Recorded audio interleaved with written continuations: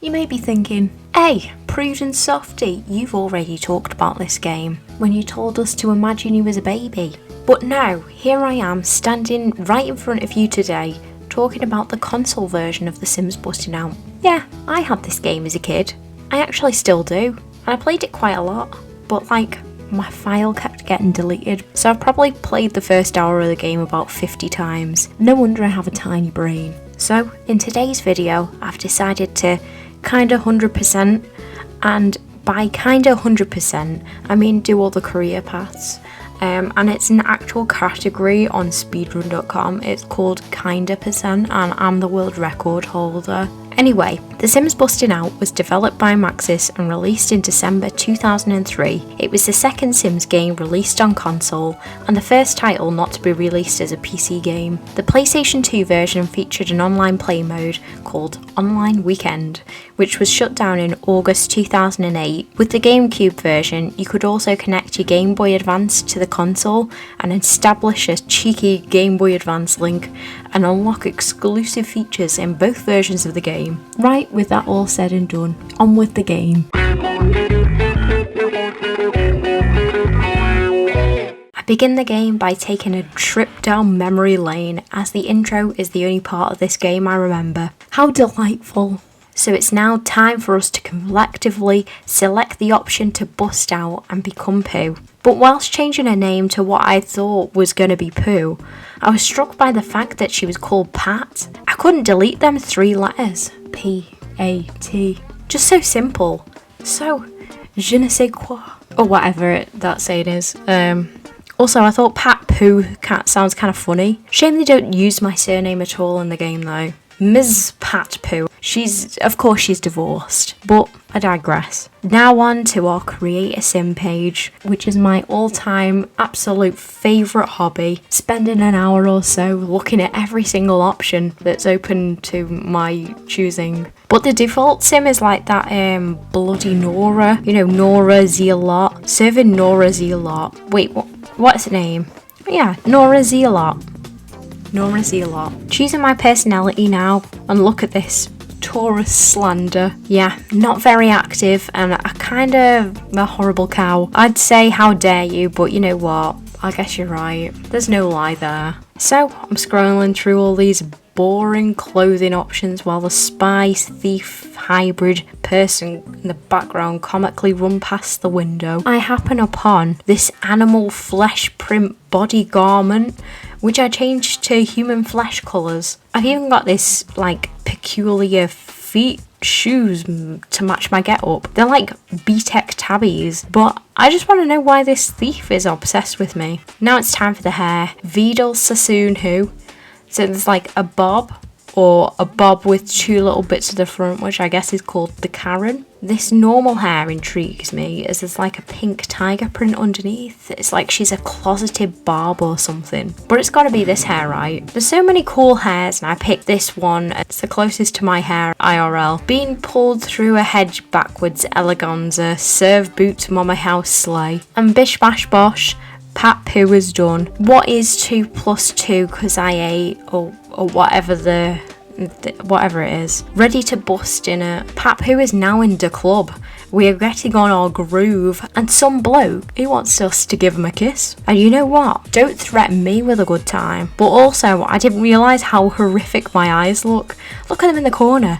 I didn't realise, when I was changing the colour, they didn't look as though they were changing colour. Anyway, wow, that was a dream. All of a sudden, a woman, my mother, appears in the club, making an absolute show off me to tell me to stop daydreaming. Bog off. Wait, actually, no, I didn't mean that. And she's saying that Malcolm's taking my scooter, so I'm swiftly brought back to the reality of my scooter being taken by this bloke dressed all dapper. And he says, "Wake up, Pat, I'm taking all my stuff back from all you lazy Sims."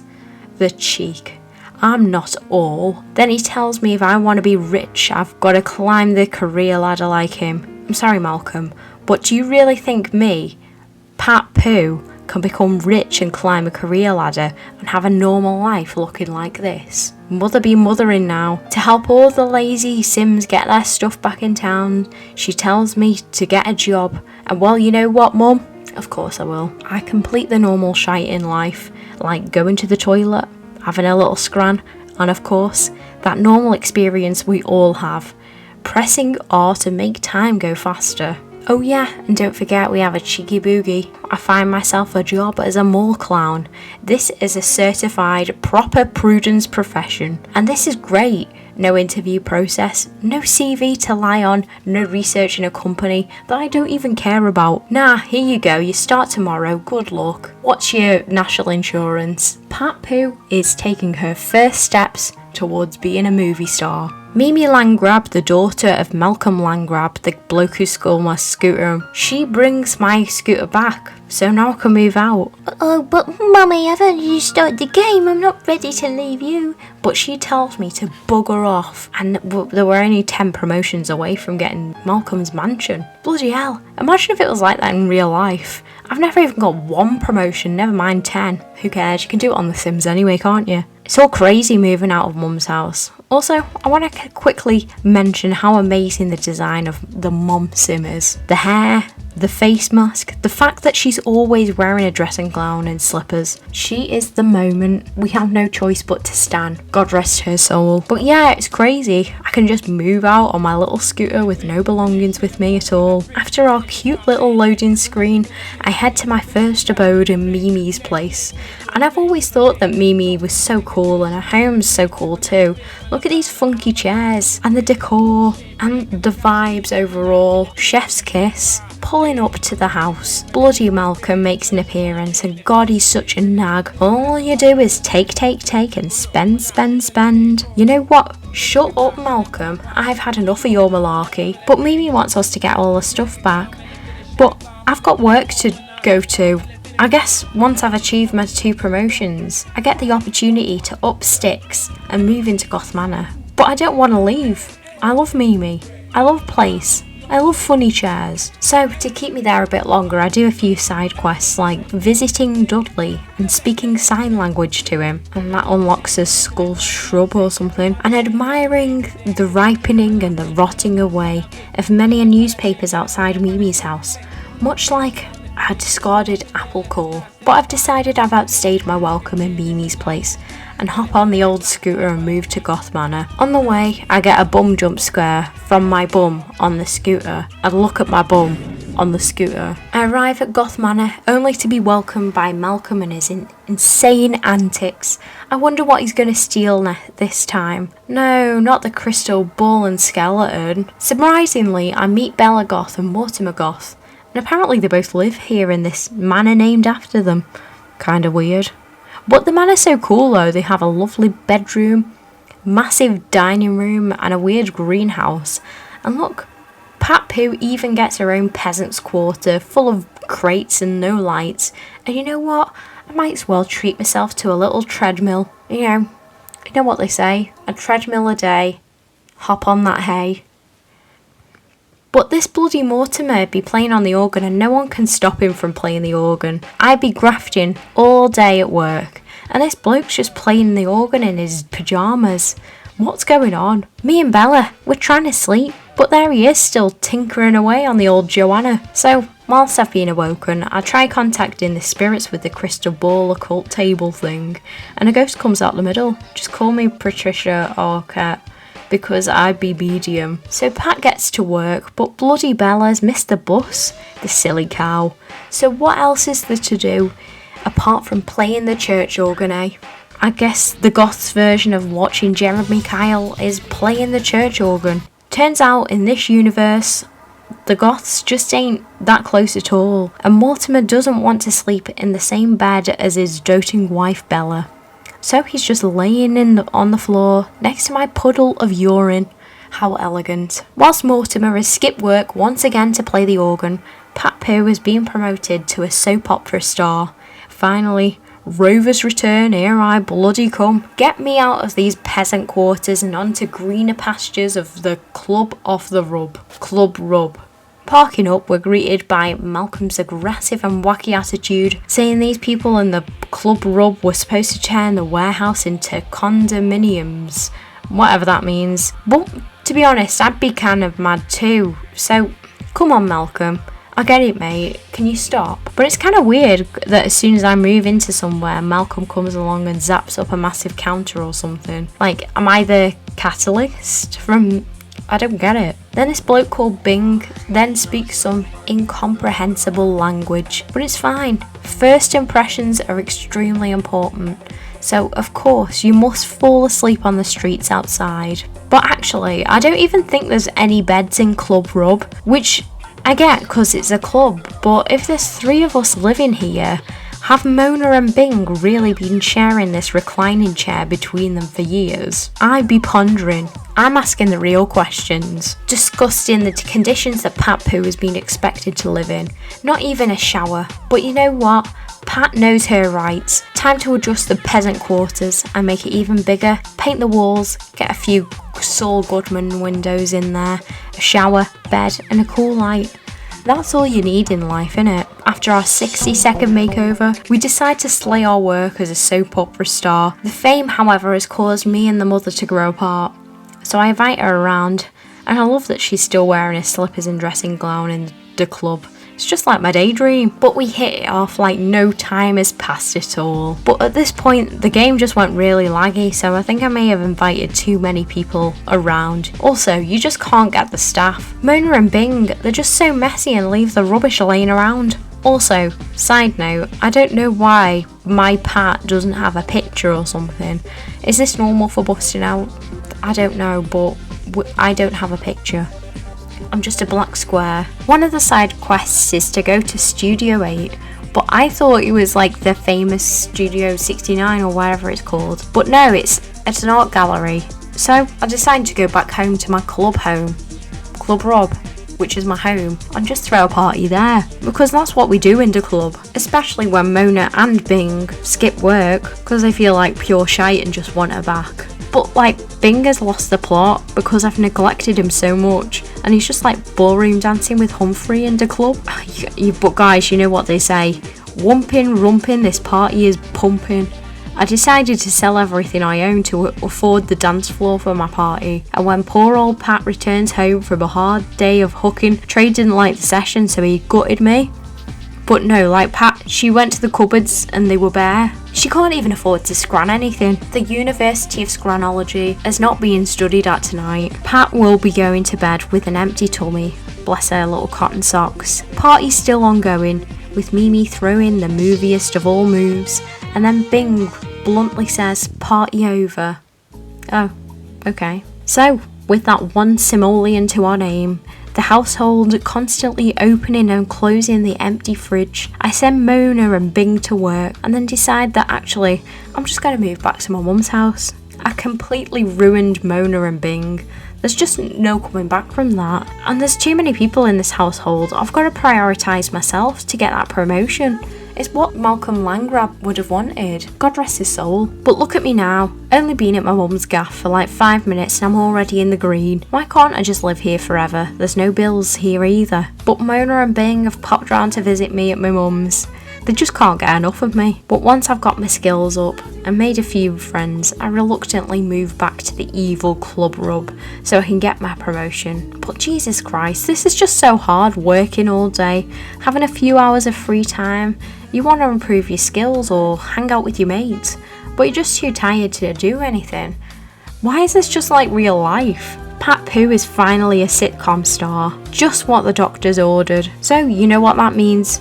Time for our Pat Poo to finally move into a humble abode called Tinsel Bluffs, where Humphrey and good old Fanny live.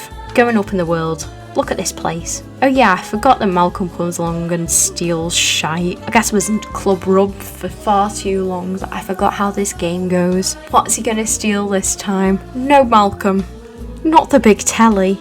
Anything but the big telly. But also, side note, why is Humphrey standing there in the nip? And suddenly I set the house on fire. I've not even been here 5 minutes. And then Fanny's like, Oh, it's lonely at the top, and she's right though, it is lonely at the top. So I'm checking out the goals for good old Tinsel Bluffs, and it's like to get married and have a child. These Sims really aren't busting out, are they? They should have called it Sims Societal Expectations. Am I right? Anyway, on the cusp of getting the promotion, I instead lose a friend and miss out on it. Oh god, it's so annoying. Why do friends have to friends? As they say, friend does have an end in it. Eventually, I find the victim of my affections. His name, Ziggy. I am going to make an honest man out of him and get him to marry me. But Jesus Christ, why is this so difficult? Why are relationships and friendships? Am I right? So I invite Ziggy round again, and he's frigged off. It's just impossible. I give him a cheeky kiss, but then work drags me away.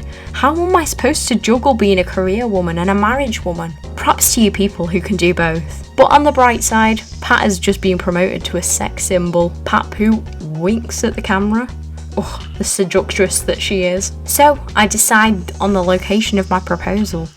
The kitchen floor. What else would a girl want for? Fraser Crane wants for nothing. But the bastard rejects me. I am an icon. How dare you? I'm up there with the likes of Marilyn Monroe, Lauren Bacall, Pat Poo. Off in the other room, everyone seems to be booing Fanny playing the electric guitar. The poor bin. Anyway, after wooing Ziggy, Pat Poo's proposal was a success, and we literally just had the wedding of the year. All of you other people who got married cannot compete. Suddenly and bluntly, I'm being asked if I want a child, and I'm like, well, yeah, if you're offering. A cradle suddenly appears and everyone gathers around, applauding for Pooh Baby, like some sort of Rosemary's Baby type shit. So, after trying to look after this baby, it's finally become a child, and as my reward I can now drive an even cooler car. But what is this little dude doing, and why does he have clown makeup on? Kinda says a lot, doesn't it? Suddenly the phone rings with another request for us to adopt a child. Well, come on, why not if you're offering? Not like I can cope with the amount of Sims that I'm looking after at the moment or anything. But we have Pooh Baby. This is what good parents do.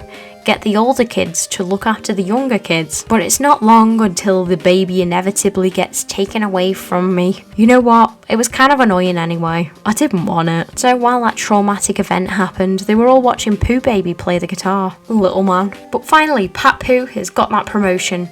We're finally a director. Just call me Pooh Kubrick. And we can finally move out this hellhole. Hopefully I can leave the kid and the husband behind because I'm sick of the sight of them. Then Tinsel Bluff calls me a backstabber and tells me I owe them 6,000 simoleons. Whoops, I guess. But I accidentally moved back into my mum's house and the bloody kid and husband are here. FML, what a mistake. Anyway, let me start again. Finally, 10 promotions, my beloved. And finally, Malcolm's mansion. God, this family's so annoying and embarrassing. My biggest regret. But once we arrive at Malcolm's mansion, my mum starts swearing and slapping Malcolm for some reason. She's such a slay. I imagine she'd speak like Deirdre Barlow with a ciggy and stuff. An icon, if you will. So, I guess we made it to the top and we're just living in this mansion now. And Malcolm is like AWOL. So, I mistakenly make Pooh Baby study loads for school and he's just gone to the school for gifted kids, never to return. Wow, that's kind of sad. But not that sad, as I drive to where it all began in this big fat limo. Hello mother, look at me now. So through maintaining these godforsaken friendships, I finally managed to earn that final promotion in my chosen career. Finally, as a movie mogul, thank the Lord, we are treated to this gorgeous cutscene. So we're like on a ferry, a chopper comes along, and there's loads of like random characters on this boat, like the newspaper child, the mail woman, the gardener. It's all kind of weird them being here together. And I'm sure they're like repeated as well. Malcolm clambers aboard from the water and gets trampled on by a stampede of Sims for some reason. I guess that's all that's left to do now is make Pat Pooh's dreams come true and win in all of the careers. We start from scratch again by moving into Dudley's trailer. I always thought it was really cool here, even though it's kind of gross. It says a lot, doesn't it? I also always thought that Dudley was kind of, you know. But, like if Mimi and Dudley are Malcolm's children, they all look the same age, whereas me and my mum, well, She looks like my mum, and mother do be mothering. Also, why the heck are there so many people in Dudley's house? I do the usual, invite my mum round, interact with the Dudley man, and force my husband to do all the cleaning of the old trailer. But then I decide I have a far better idea on how to speedrun losing my sanity, so I move back to mother's and max all my skills. Oh, I guess hubby will come along for the ride too. Me and the missus be playing chess, reading, and painting this peculiar and specific painting of a man. Who is this man? Can anyone tell me who this man is? Is it the creator? Who is this man? Not long after crafting my gnome army and making the husband my mortal enemy, I finally endured the harshness of maxing all my skills and finally move out my mother's. I tried to break up with my husband by burping in his face, but on the other hand, the career path is going well. I got promoted, which has allowed me to move into Tone's gym, which is very gymmy. And well, I guess I've got the bloody hubby here as well. And oh yeah, Michael Malcolm will steal stuff again. Oh no, not the climbing wall. After my extensive research on how to become a divorcee, I've come across this killing technique, and I should be able to get rid of my husband this way.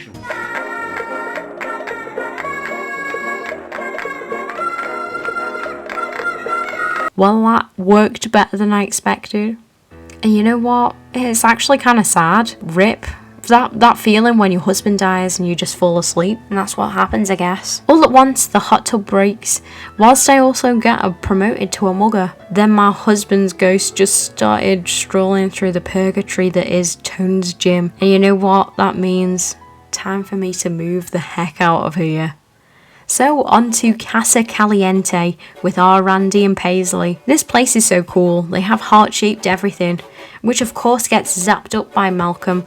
The hot tub and the bed. Not the bed. It vibrates. I need it. One of the tasks is to try and score whatever that is. So I try and do not score and get rejected. This is humiliating. So after my 2 promotions, I'm out of there. On to greener pastures. Now, Pixel Acres, which sounds like something on Habbo Hotel. I've never been here before, so I'm all eager to meet them all and be pixely and acre-y. Malcolm be zapping again. No, not the table tennis, you monster. The inhabitants of Pixel Acres are chasing Ying, and once Malcolm is left, they just start watering every single plant.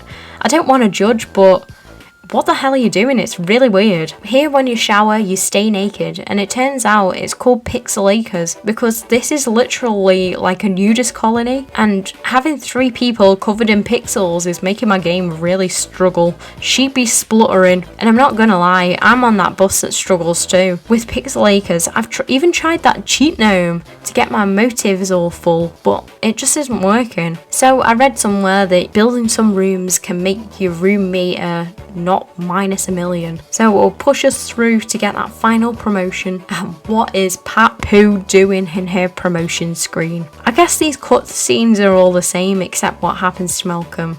But I don't know if I mentioned it before, but Malcolm's white suit and top hat really aren't doing him any favours in the old youthfulness department, because he actually looks quite young.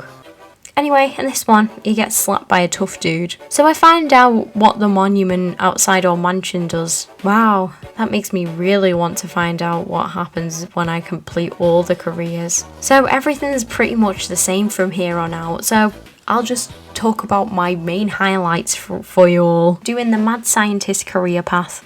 Look at my uniform I have to wear. Just call me Heisenberg and say my name or something, innit? Get to move into Shiny Things Lab. Malcolm be stealing random shite again. No, not the Doodle McFuzzatron thing. Also, we can control these 2 nerds. Look at these. Look at them looking at Mario pipes all intrigued and stuff. Pat Pooh is so slay. I can't help but judge them. But you know, the Mad Scientist Lab, it looks cool, the thought was there and everything, but I'm gonna move into the next place. So it's called the Octagon, which I guess is the Sims version of the Pentagon. Official government shape. There are 2 people who live here, Army Bloke and some woman called Maxine. There's a very strange vibe in this place. Oh yeah, Malcolm comes, doesn't he? Screaming his gibberish. Oh no, not that contraption. Oh no, please, anything but that random light. But Maxine, the absolute slag, walked in on me having a wee, which made me miss the bus to work, but all is not lost as I stay home and play on Fortnite. Wait, everyone. Is this Optimum Alfred? Have I just made Optimum Alfred? Optimum Alfred, my beloved. So we get Malcolm to come round and get Optimum Alfred to attack him. Well, he just wets himself, doesn't he? Poor Malcolm. It must be so hard being absolutely loaded. Oh yeah, me and Maxine have the same hair, don't we, as well? Twinsies. So the usual cutscene happens. Malcolm gets eaten by a mutant plant, and then I do the Jockery and nothing special happens. And Malcolm gets fatally wounded by the Spinatron 5000. Onto the fashion victim career, where this is my first time living in Studio 8, and here is our Malcolm for the final time. No, not the pottery wheel. No, not the stone cube, you evil, evil man. One of my tasks is to go and check on Mimi. I thought she was going to be fine, but like, Mimi's room is covered in sick and she's just standing there in her pyjamas like, Mum, I just threw up. Girl, my God. I clean it up, but like, come on. Another lovely career that ends in Malcolm getting slapped around. Only 2 more careers to slog through. Hopefully making Pat Pooh's dreams will be worth it. I'll be playing the piano before work because I'm such an intelligent slag and no longer watch telly for fun. Look at Pat. I can't believe this is what they were in the war. I guess they really do serve their country. Pat finally gets a promotion as War Minister. Our penultimate cutscene, and it's like me getting out of that. Is it like me getting out of the helicopter? I'm not even sure what's going on in these anymore. Almost time for our final cutscene, and Pat Pooh's dreams are ready to come true. And whilst I'm waiting, I'm on the edge of my seat, wondering if my mother's gonna fall out with me or not. She's the only thing getting between me and never having to play this game ever again. Ah yes, finally a full-time freak. My dreams have finally come true. Wonder what could happen to Malcolm this time. Oh, but wait, I've seen all these cutscenes before. Oh, it's like a compilation of cutscenes. I'm waiting to see the one that I've not seen before, and oh, I guess it's this one where we're farting on Malcolm. That's kind of worth it. It's kind of funny. Poor Malcolm though, he's been through the wars, and for what reason?